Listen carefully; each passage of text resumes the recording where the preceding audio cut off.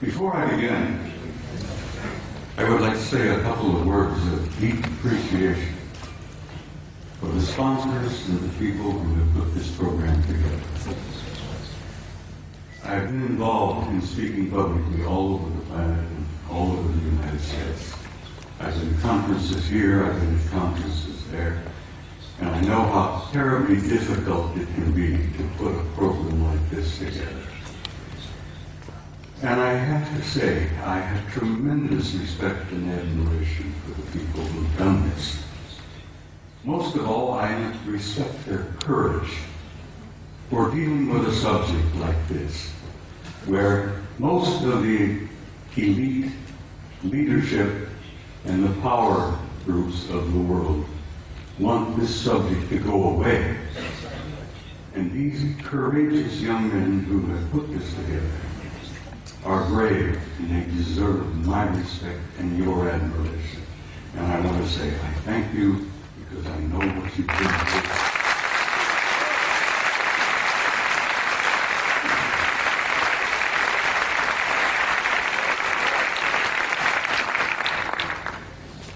Now, I must explain something else to you.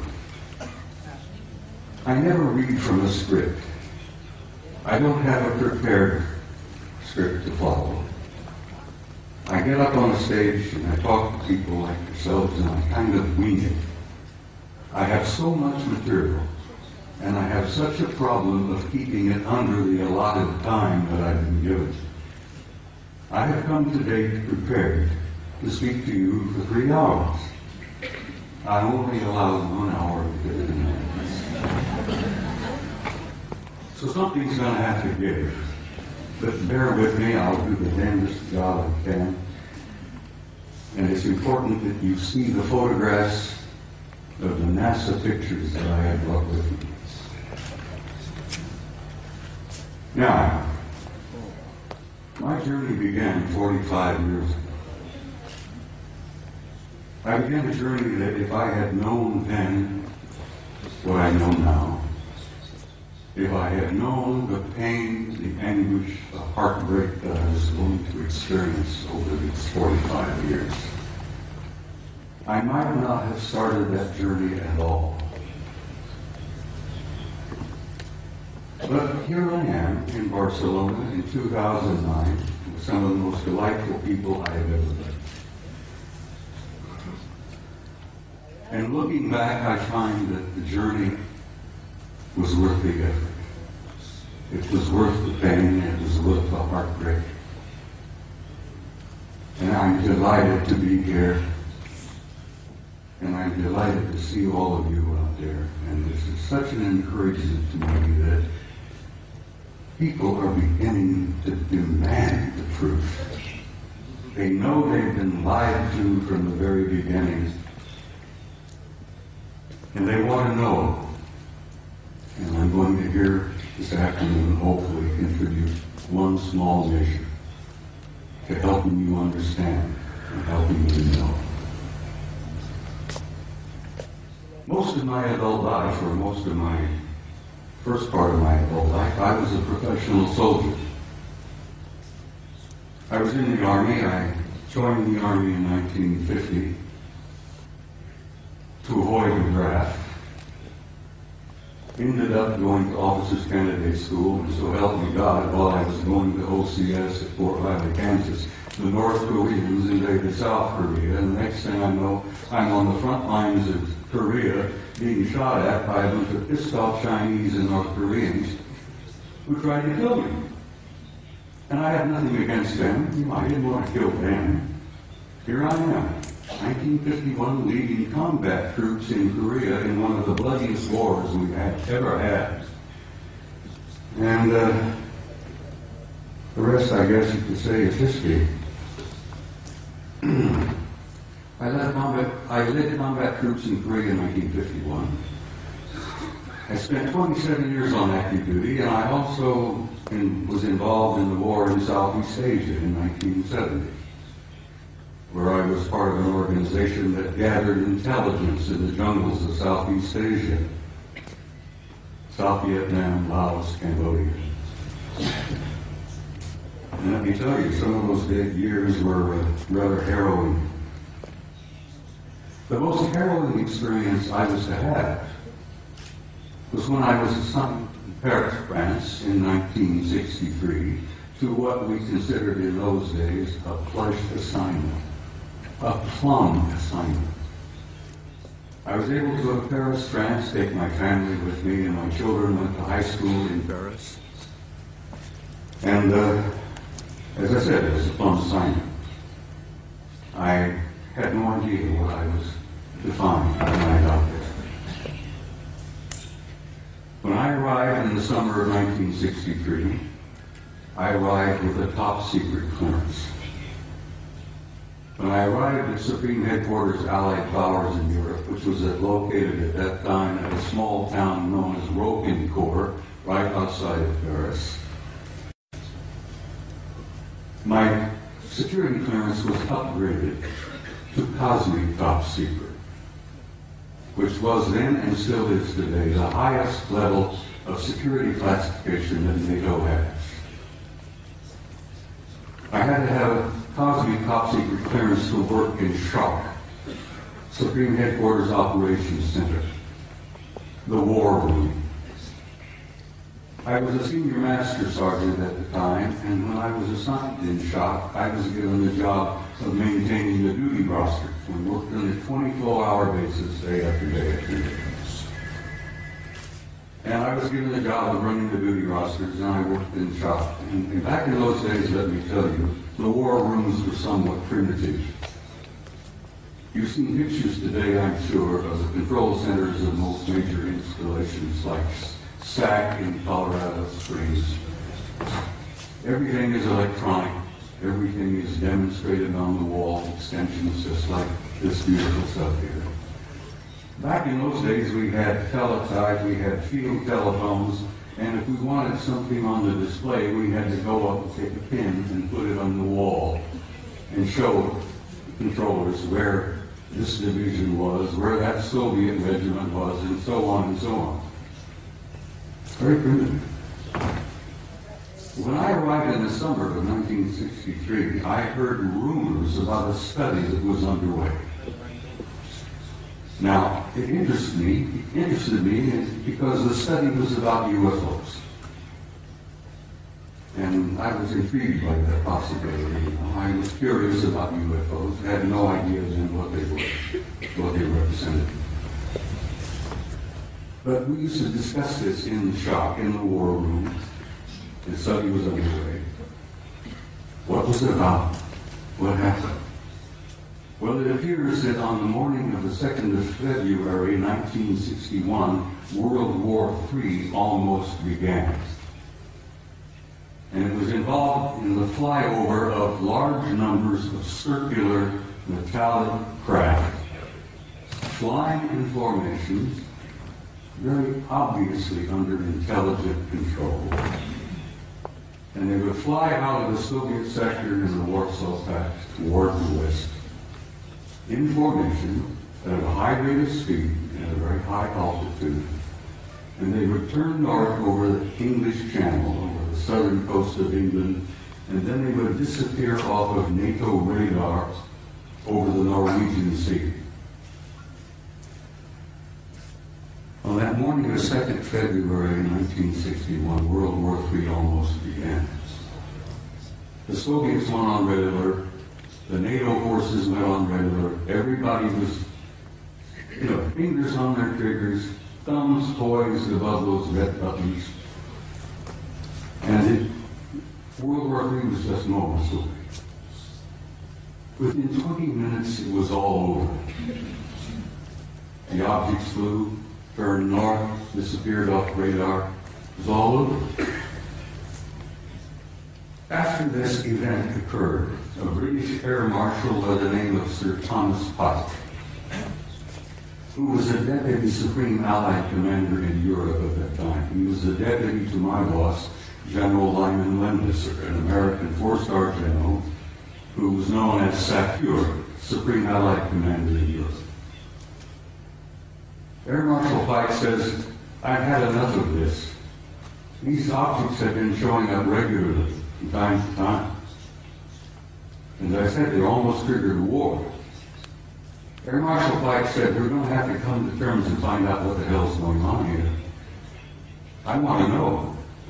So he began a study. He initiated a study in SHAPE headquarters that was to last 3 years. They published it and they issued it in the summer of 1964 while I was there working in the war room. They titled it An Assessment, an evaluation of a possible military threat to Allied forces in Europe. That's all it had from them. Just couldn't learn very much about that. An assessment, an evaluation of a possible military threat to Allied forces in Europe. I was working in the war room one early morning around 2 or 3 o'clock, and as I jokingly used to refer to it, the coffee was too black to drink. We read all the newspapers, magazines. Many of you have heard military life is about 99% boredom, broken up with 1% of sheer terror. And that's the way it used to be, and that's the way it probably is used today. I'm sitting there nodding off, and this American Air Force full colonel looked at me and he says, "Wake up." He went over to the vault. The vault, the shop, was a walk-in safe. We opened the door and walked in, and we've got classified documents in there. The colonel went over to the vault, the file, and pulled out this document and threw it on my desk, and he says, "Read that, that'll wake you up." Ladies and gentlemen, my life changed. I opened the first page and I couldn't put it down. I read and read and read, and I read it every time I was on duty in the war room. I was shocked, I was stunned by the implications of what I read in that study. And as I said, my life has never been ever quite the same. The study, briefly, and I have to briefly lay this out. I could talk for 2 hours about this, but the study simply concluded this. Is there a threat to Allied forces in Europe? Apparently not. They concluded that the planet Earth and the human race had been under some kind of survey or observation going on for hundreds, if not thousands of years. They concluded in 1964 that there were at least 4 different groups coming here, observing us, surveying us, analyzing us, closely watching us, what we were up to, what we were doing. They concluded that there did not appear to be a military threat involved because the repeated demonstrations of incredibly advanced technology demonstrated to us that if they had been hostile or malevolent, there was absolutely nothing we could do.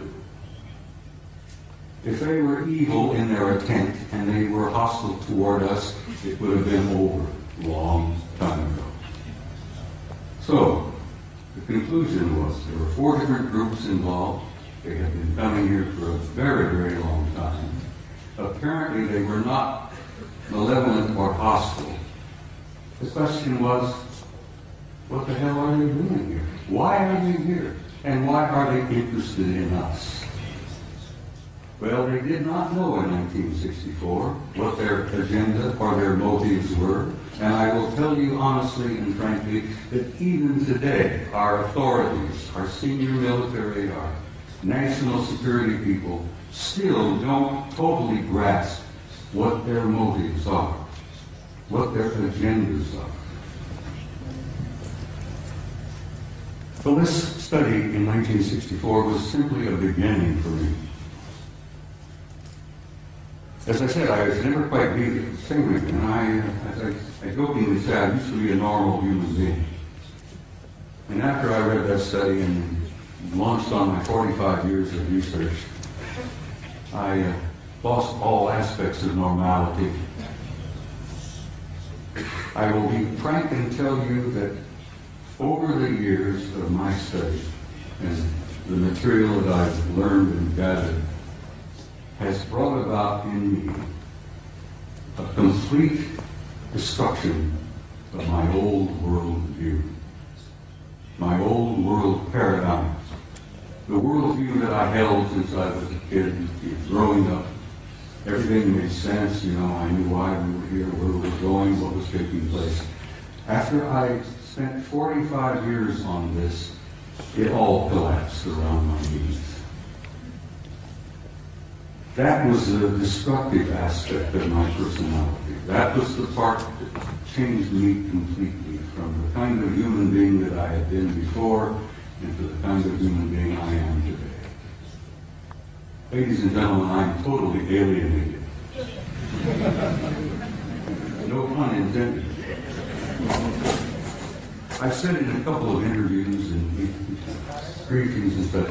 I have had, for many, many years, a love-hate relationship with the human race. One moment I love you, the next minute I hate your guts. One minute I adore you for your potential and the beauty of your music and your literature and your art, and the next minute I'm saying, to hell with all of you, blow them up, let them blow themselves up, clean the planet off, get rid of them. It's part of the struggle of having lost your old worldview when your old paradigm collapses around your knees. So the man standing in front of you here today is literally a human wreck as compared to what I used to be. But I feel pretty good about it. I lost all my old illusions. I opened my eyes and I saw the future. And I'm very happy about what I've seen. I've learned over the years from infinitely variety of sources here, there, and everywhere. I didn't retire from the Army until 1976, and I kept my top secret clearance up until that moment.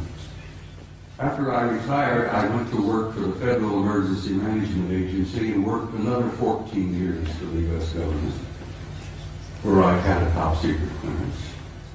So I have a total of 41 years of federal service, you might say. But I've learned things over the years that literally still today stun me and shock me. I've learned that the human race is a hybrid race. I've learned that we are not merely alone. We have never been alone. We have had an intimate interrelationship with advanced extraterrestrial intelligence from the beginning of our history. And let me tell you that intimate interrelationship is still going on. This one race in particular apparently re-engineered us as a species about 200,000 years ago. What we are here today is what we call Homo sapiens sapiens. You're an engineered creature. Your genetics has been manipulated. You're not the same that you were, and you are not the same of what your children and grandchildren and great-grandchildren will be in the next 100 years. The human race is going through a transition. And it's more than a transition. It's what I learned to be a transcendent transformation into a new race, into a new future.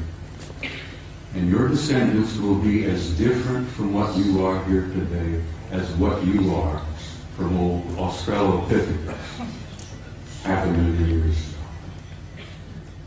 It's not something to be afraid of, something to look forward to. You're growing, you're developing, you're becoming a new race, you're becoming a new species. Your grandchildren, your great-grandchildren, and your descendants on in the next century or two have destiny in the stars. Don't you doubt that for a minute. This species, this race, this troublesome bunch of monkeys has a destiny in the stars. And we are a part of this infinite universe filled with intelligent life. And we have been from the beginning, but we're only now beginning to wake up and see it. Only now are we beginning to open our eyes and listen with our ears and look out there and say, all right, where have I been? What am I now? Where am I going? As I said, your destiny is in the stars. Your generations to come, your descendants, your grandchildren, great-grandchildren, will go out there and they will claim their rightful place in a universe filled with intelligent life. Your place out there belongs to you. You have a right to that, and you will claim it. There is so much to talk about. I've got some slides I have to share. Would you gentlemen please put the first picture up on the screen? I'm being assisted by some very wonderful people back behind the scene here. I'd like to start with a shot like this. Pictures of this nature is sort of inspiring. It gives you a glimpse of the community that you are a part of. A little glimpse of the stars out there, the nebulae. That's where you're from, and that's where you're going home again, too. It's where you belong. Next picture, please. I love these. They're so beautiful. I have some of these on my wall at home.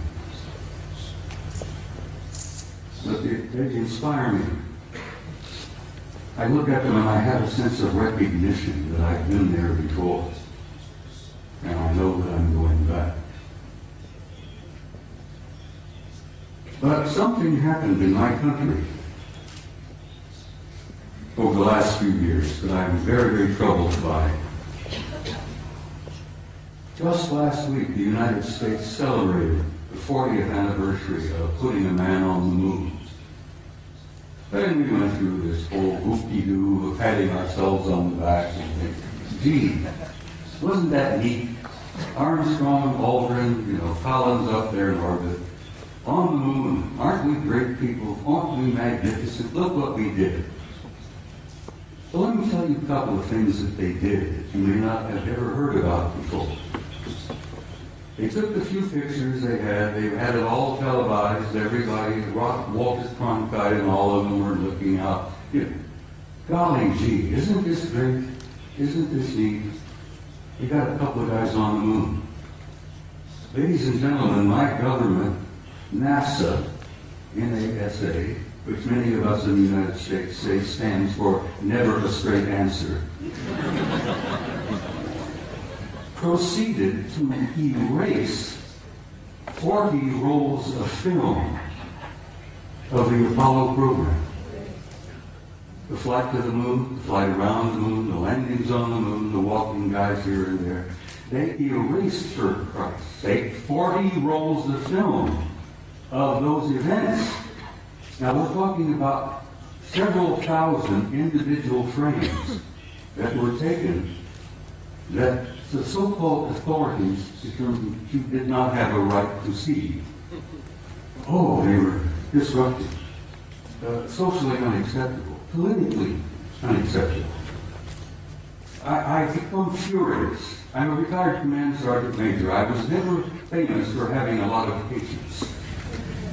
The idea when I found out that they had erased 40 rolls of film involving several thousand individual shots about what really happened up there, I became so furious that I could have punched the director of NASA in the nose. I try to be. I'm not a dangerous man. I like to tell people that, like Henry Higgins in My Fair Lady, I have the milk of human kindness by the quart in every vein. So I really am a gentle man. But I have the capability, the potential of being rather dangerous and violent. And these lies and these cover-ups that I've learned about firsthand over the years literally infuriate me. And I hope it infuriates you, because these authorities, these nitwits in high positions of power, who are proceeding to spend all the money that the American people make for their own use, for their own private programs, and then lie through their teeth about what the truth really is. Well, thanks to the idea that there were a few employees in NASA 40 years ago, even today, there are some good people working there, decent people, honest people. I have some film that they preserved that was not destroyed.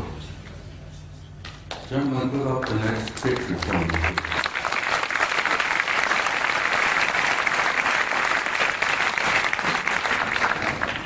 This is a NASA photo. This is Apollo 12. Apollo Systems 12, roll number 50, negative number 7348. They were flying over the moon before they landed. They went into orbit around the moon. As many of you, I'm sure, if you know the system, you know the procedure. They went into orbit around the moon, and while they were there in orbit around the moon, a number of anomalous artifacts began showing up, showing interest in them. Next picture, please. This picture was taken by Neil Armstrong while they're looking out of the window of their little craft. This object flew by.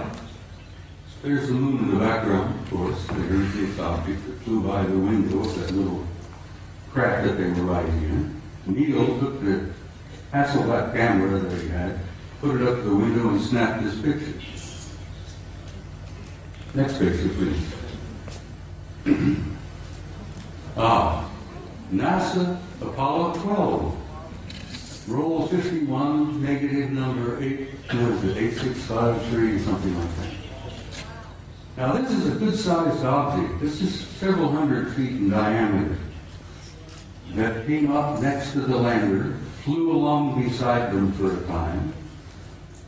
The guys in the Apollo crafts put their camera to the window and snapped the thing, and I've always jokingly said there were guys inside of this taking pictures of an asset.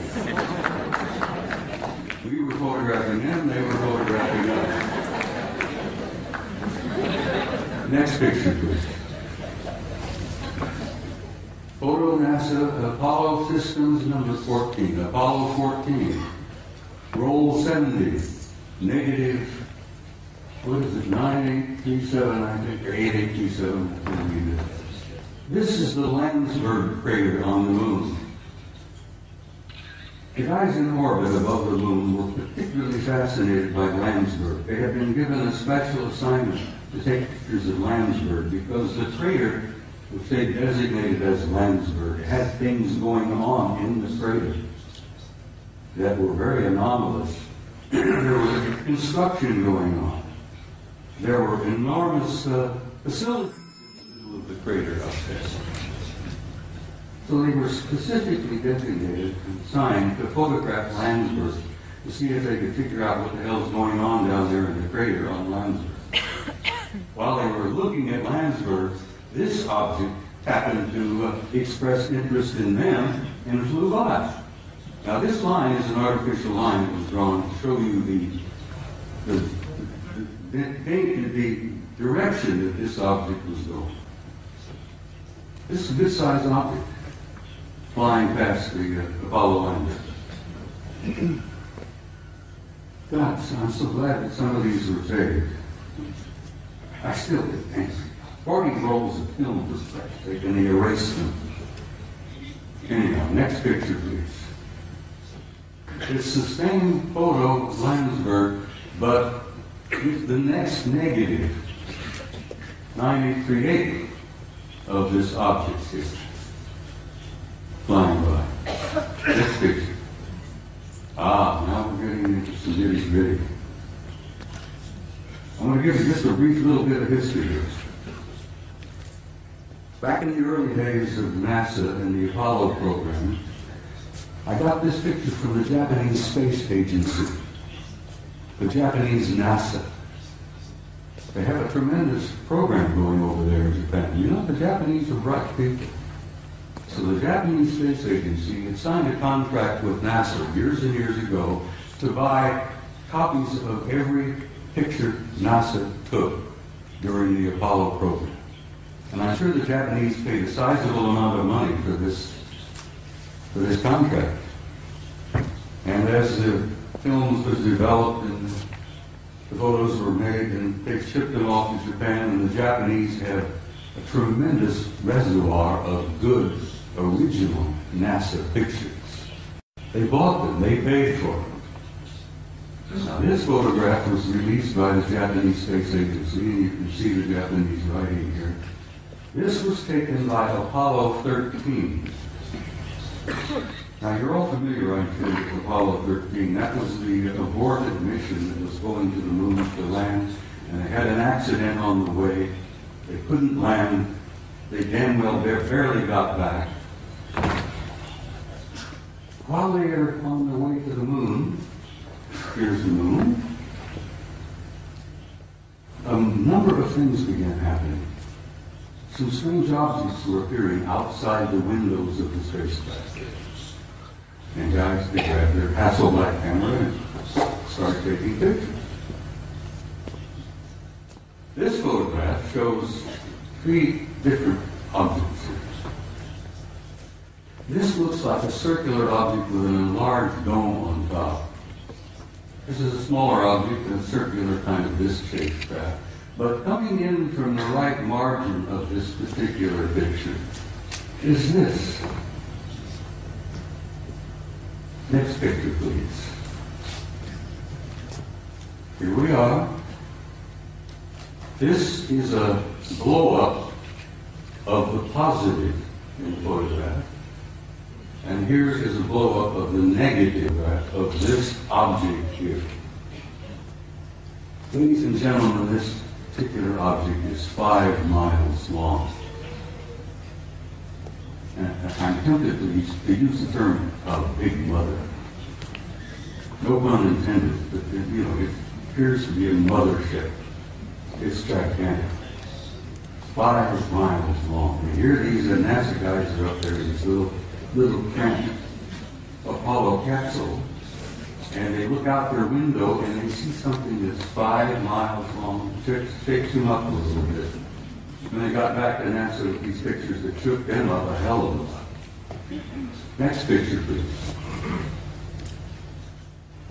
This is the next sequence. Here, this large mother has moved into the middle of the frame, and something else has shown up over here, which has been estimated to be 2 miles long. But this really upset the guys. I've never been able to find out which one of the 3 Apollo members of the Apollo 13 crew would admit to ever having taken these pictures.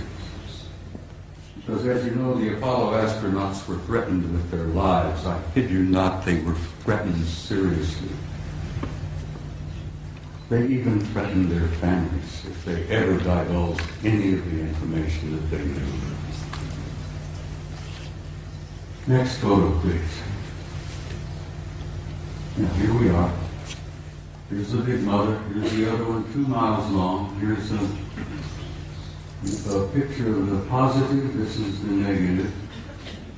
This mother is 5 miles long. Up here you see what appears to be 2 circular objects either arriving or departing from that particular big ship. I can almost understand why the authorities in NASA, why the authorities in the space program didn't want this information to come out. They were frightened. They were stunned. They couldn't deal with it themselves, and they figured if they couldn't handle it, you couldn't handle it. There would be social disruption, I believe is one of the terms they used. They would disturb the body politic, I believe the term they used. So they clamped the lid down on this, and it's still down, and it's going to stay down, I'm afraid, for some time yet. Until people like yourselves and people like me and the rest of them here on the stage, by pushing and prodding and chipping away at this lie and this secrecy, eventually we will succeed. And don't you doubt that for a minute.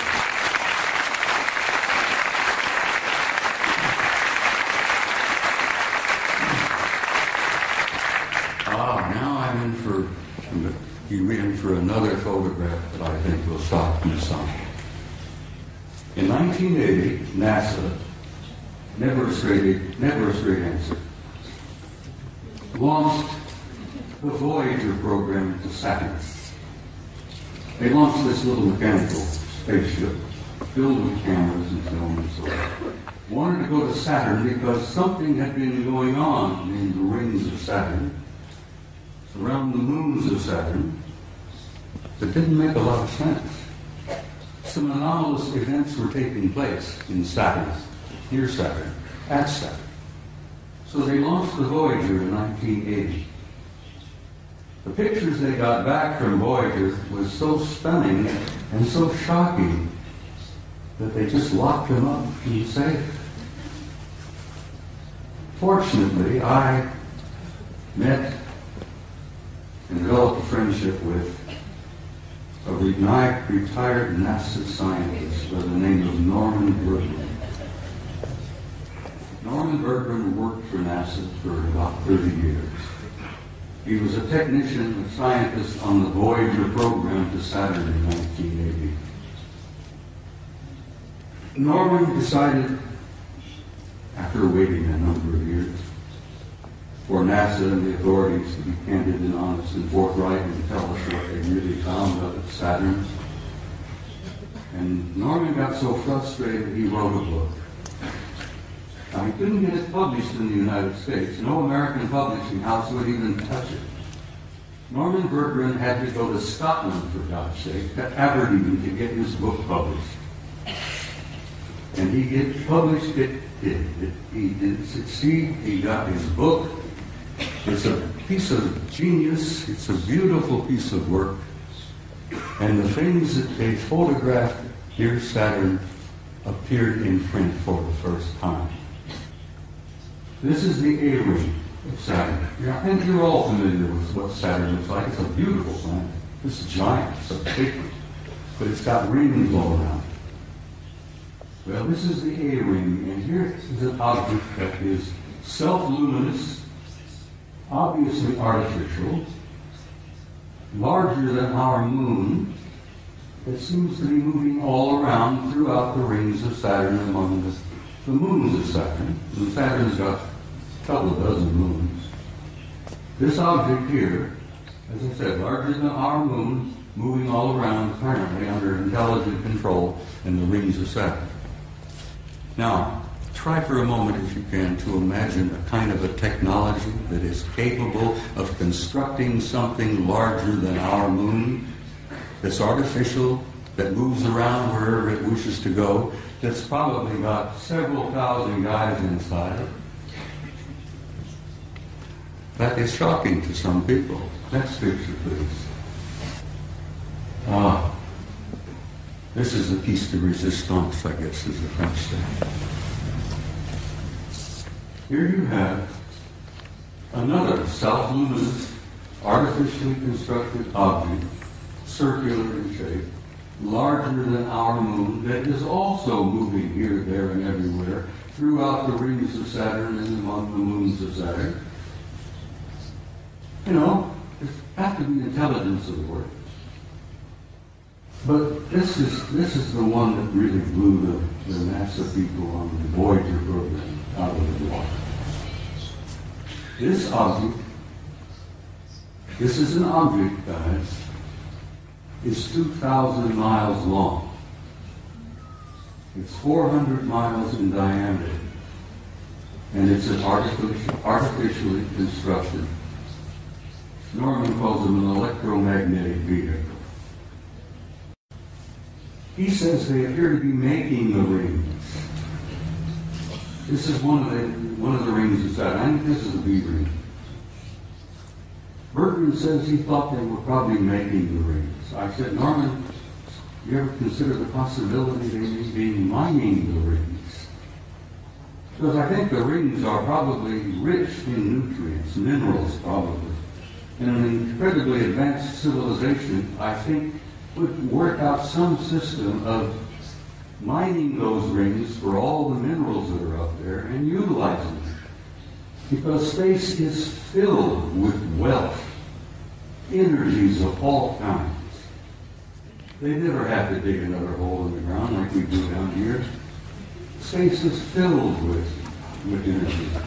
This is 2,000 miles long, and here on this end there seems to be something like an exhaust or a flare of energy of some kind. It's probably a result of engines of some type inside this thing. But whatever it's doing, it's there, and it's a recognition and a representation of an advanced intelligence. And that's one of the things they don't want you to know, that we are confronting and relating with an intelligence that's so far beyond our own. We're looking at and talking about what's known as a type 2 civilization. Now, for your own interest, I suspect most of you suspect this, that you are all members of a 0-0 type civilization.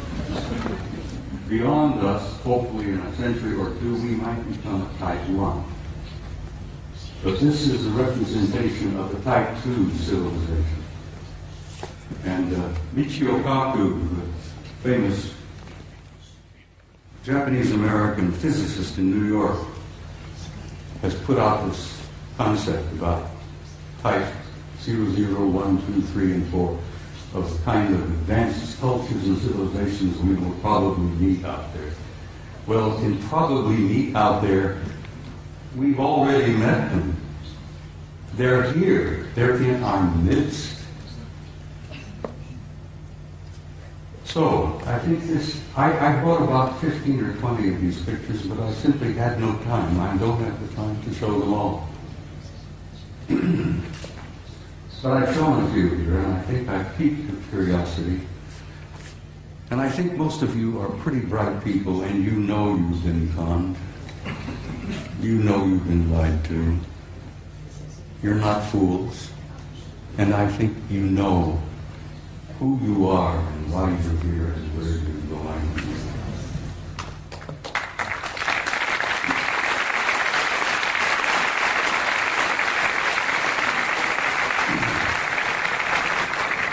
Next photograph, please. This is a photograph taken by our Mariner space vehicle that we launched back a number of years ago. This is a picture of a facility on the surface of Mars. Now, this facility is located on the equator, and it's on the surface. And those of us who studied it, we discuss it with each other, we call it the airport. And I said, this is the parking lot. This is the administration building here. This is the main terminal here. And I imagine it's a pretty busy facility, you know, ships coming and going. But it's not an airport, it's very likely a spaceport. It's on the surface and it's on the equator of Mars. And if you're ever interested in launching a vehicle from a planet you put it on the equator and you take advantage of the rotation of the planet to assist in the launching of your vehicle. You can take the momentum of the movement of the planet and it helps you get the thing off the ground. So it's exactly on the equator, it's on the surface, and it's massive in size. So maybe that is a parking lot, I don't know. Maybe that's the admin building, but there's something going on Mars. And I've been going back and forth with Richard Hoagley now for years, where Richard, who I know most of you are aware of, is convinced that Mars is covered with ruins. Well, it is. But it's not just ruins. There are things going on that planet. On the surface, under the surface, continuously. Next picture, please. This was published in a German magazine, but this is a Soviet photo. This is from their Phobos 2 spacecraft. This is a city under the surface of Mars that is the size of Chicago. Chicago is one of our biggest cities. Several million people live in Chicago. This is under the surface. You can see the city block. You can see the breakdown here, portions of the neighborhoods, whatever it is. But it's generating an enormous amount of heat. And they picked this up on the infrared when Phobos is going around the planet snapping pictures like crazy. And the Soviets were pretty open about releasing some of their photos, contrary to the United States, where lying has become a fine art. Don't get me started on my politicians. Phobos 2, city on Mars, under the surface. You can see the streets, Broadway, First Avenue, whatever, you know. People have said, well, who was there? And I says, for God's sake, it's the Martians who were there. What a silly question to ask. Who's there? Let's go there. Now, I love this picture. I'm in love with this lady. Your ancestors and mine called her Gaia. She was feminine. She was a goddess. She was sacred. This beautiful lady has a respiratory system.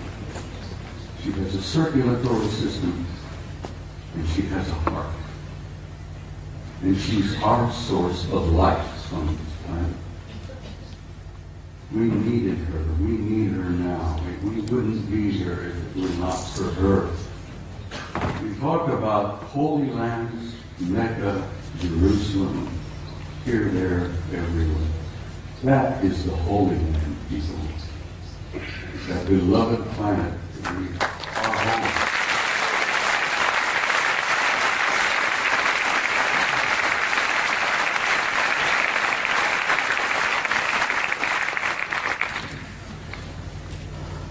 Next picture, please.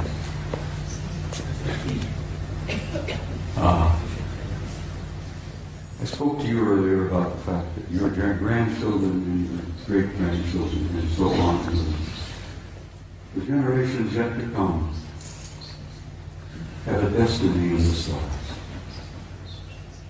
And in time, they will go out there and claim their rightful place in that infinite community of life. And you can believe that, and you can accept that with an assurance and a truth that goes beyond doubt. The destiny of this species and this race, this troublesome clan of monkeys, is in the stars. And there is your destiny. And I want you to understand that and have some hope. And don't get depressed. Because you're going to be undergoing some very difficult times in the few years yet ahead. We're going through this transition, this transformation, this transcendent transformation into another species, into another race. And if you remember your own adolescence, it was a painful time. The species, the race is going through adolescence. But we're not alone. We're being helped. We have family out there that's helping us. And they've been helping us for a long time. They've been trying to encourage us and nourish us and try to point the right direction for us to go. Because we are troublesome adolescent children. And we are going through that transformation. But my point is that there is no doubt about the inevitable destiny and truth of the human race. Now I want to quote something from you, if you'll bear with me here. One of my favorite authors, poets, was a man I have admired for years, Count Leo Tolstoy. Tolstoy said that there is something in the human spirit that will survive and will prevail. That will survive and prevail, and that there is a tiny and brilliant light burning brightly in the heart of man that will not go out no matter how dark the world becomes. And then in the years ahead, when things are difficult, the economic problems take place, there will still be disruptions, fear. Oh, sadly enough, I'm afraid there will still be blood in the streets, here, there, and everywhere. This coming out of adolescence is not an easy process. But then, what do you do when you reach beyond adolescence? You reach adulthood. You grow up. And we're growing up.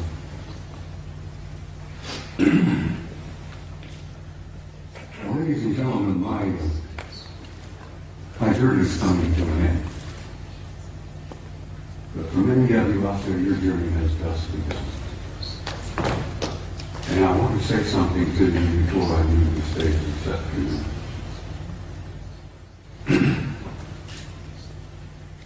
No matter how dark the world becomes, you're sure, as Tolstoy said, there is a spark, there is a flame burning in your heart that will never go out, no matter how dark the world becomes.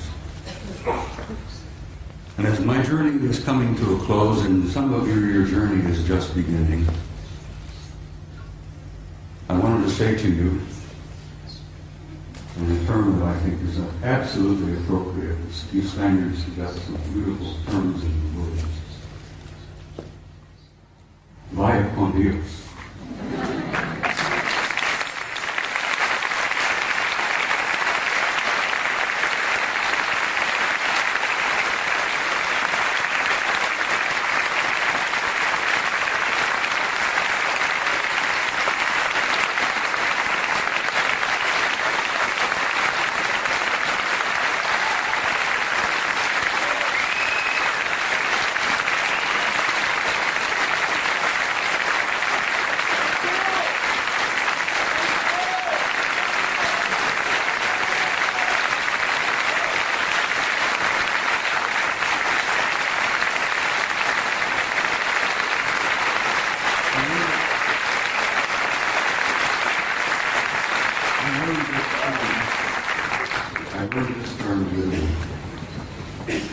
I've never been to Spain before. Italy is one of my places one of my favorite places. I love Italy. Now I'm learning to love the Spaniards. In Italian, I learned to say this, and I will say it to you, and I understand you know the meaning of it, but it's personal. In closing, I want to say to you all, ti amo.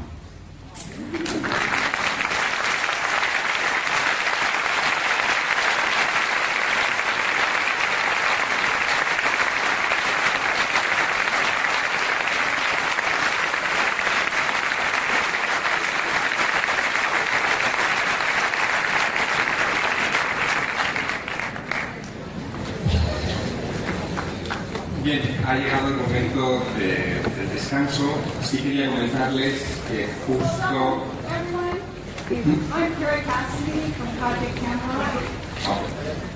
This is kind of You need a microphone if you want to. Henry has something he wants to say, Bob.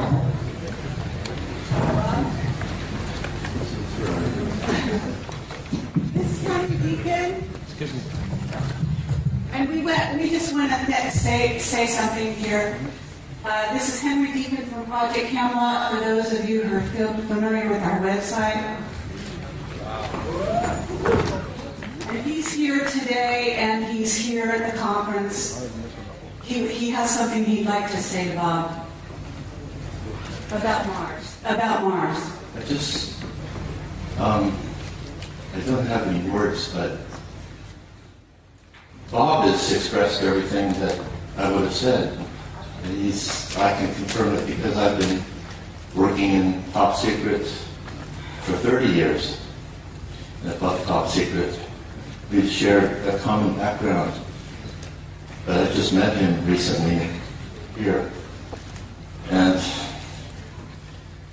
I can only say that, yes, there's life on Mars. There are bases on Mars. I've been there. And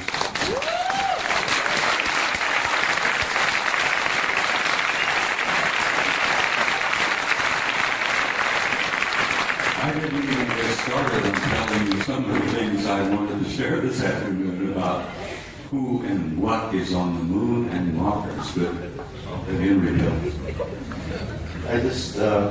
it's a long story, as he said. There's not enough time to put it all together.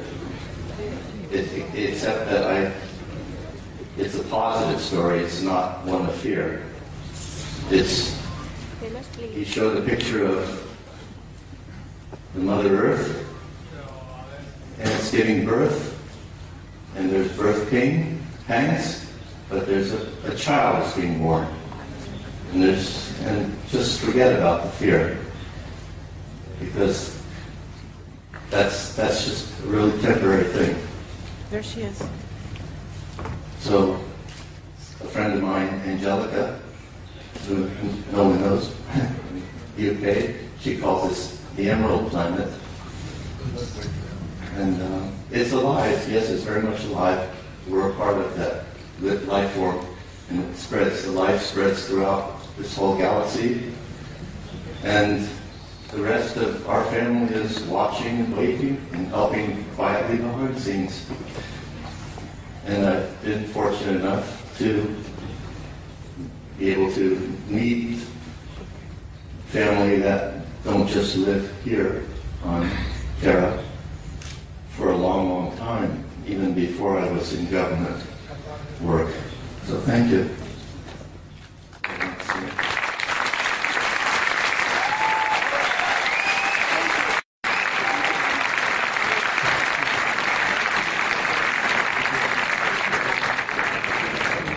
Ladies and gentlemen, am I still broadcasting? Henry Deacon, for those of you who don't know. Am I still broadcasting here? It's still here. I'm going to ask. I was going to share a small story with you before I ran out of time. I'm going to ask the gentleman to please bear with me and give me just a few moments.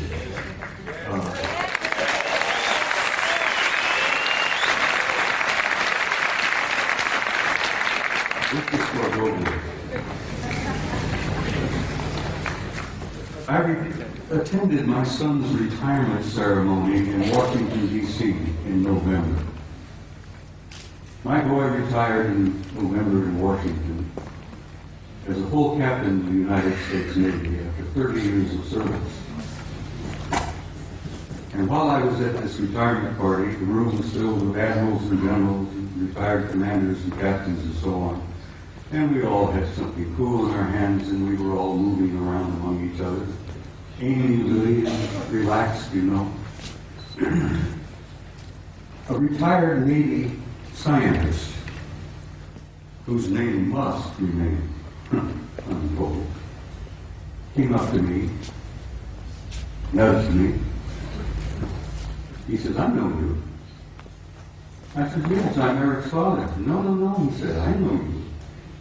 "You're that notorious retired command sergeant major with the big mouth." And I said, "Yes, I go to that."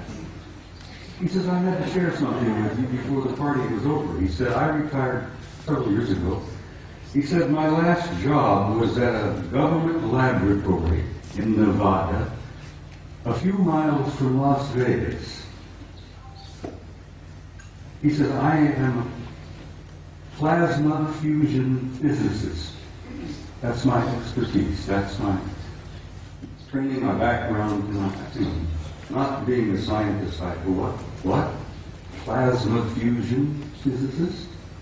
He said, "Yeah, I work at this laboratory outside of Las Vegas." He says, "It's not commonly known, but it's a drug secret." He says, "I worked 5 years with 2 guys who were not from here. They were from somewhere else." And he says, "They were delightful people. They were scientists. They were working with us. They were assisting us. They were encouraging us and offering us ideas and possibilities and one thing or another in plasma fusion, which is infinite energy forever." But he says, "I got to know them pretty well." And he says, after a couple of years, he said, I went up to one of them and I said, "What do you guys really think of what human beings?" And this chap, from somewhere, said, "Well, since you've asked, we think you are how did he word it? A primitive, savage, and dangerous race." And the scientist said, I had to agree with him. We are. We're a primitive, savage, and dangerous race at the most. The other chap was standing there, who had been listening in. He was also from somewhere. Said, "You also smell bad."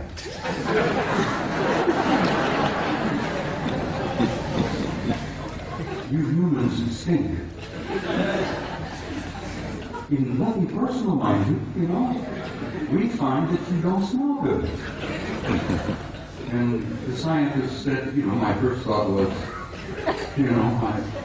I didn't spray under my arms this morning to make you.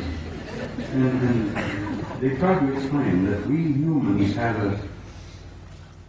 a psychic odor about us that they pick up and they find it terribly offensive.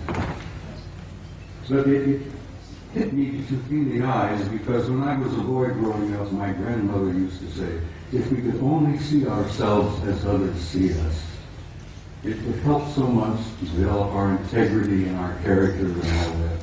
And this remark from my grandmother hit me, that we were getting this so-called from a horse's mouth, from one of our extended family out there, that you're primitive, savage, and you're dangerous, but you also stink.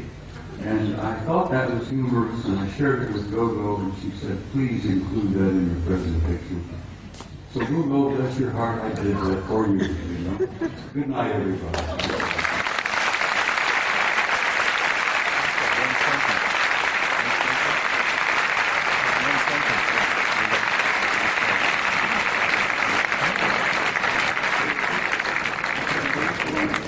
One sentence.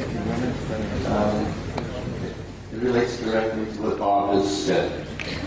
If you want contact, raise your spirit high. And that's what they want. Because they don't want to mix with you if you're savage beasts. It's that simple. Just relax and be happy and work with each other. It's a very simple message. Thank you, Henry. Thank you.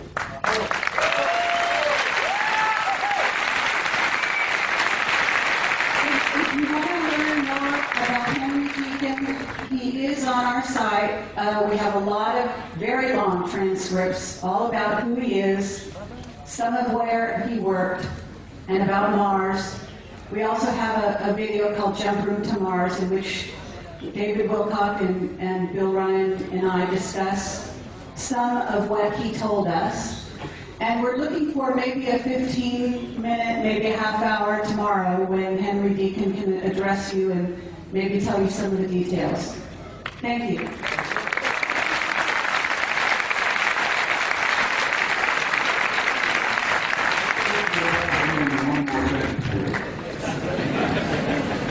I must add this. I have traveled all over the planet and I've spoken at conferences all over the world and all over the United States. I have never been to a conference of this nature without there being at least one and generally two of the others in the audience.